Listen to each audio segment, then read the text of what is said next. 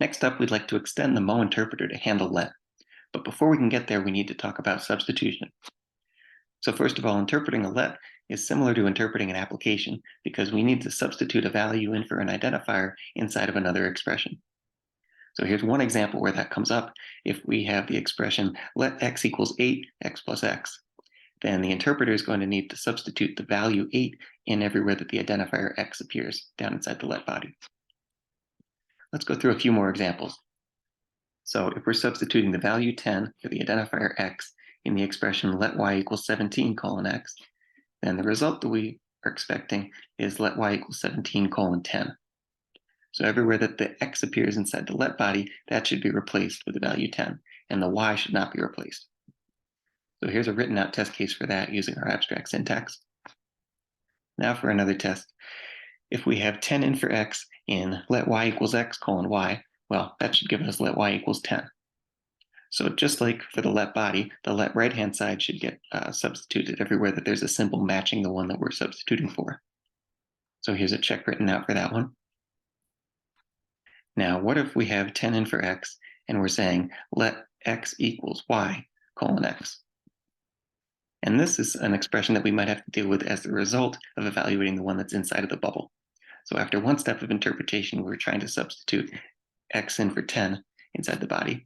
And then the body looks like we have here, let x equals y colon y.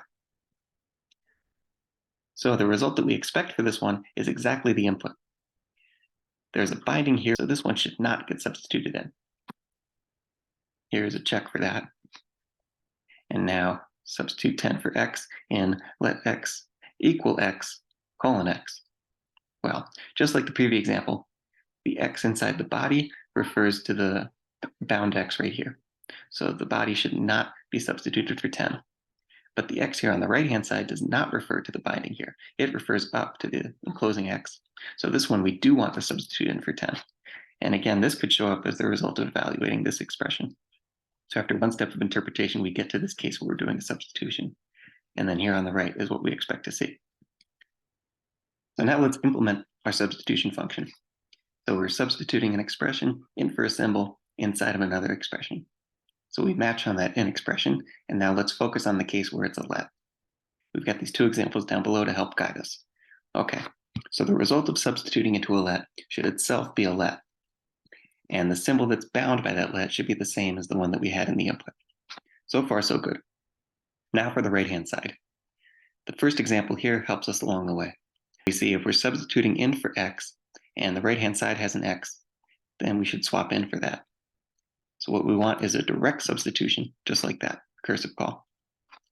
The body case is a bit trickier, because as we see in the second example, the x inside the body could be shadowed by another binding inside the let.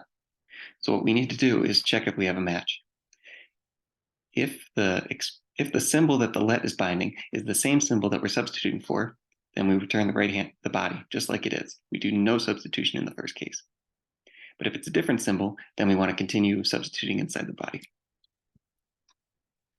And with that, we're all set. We have our substitution function.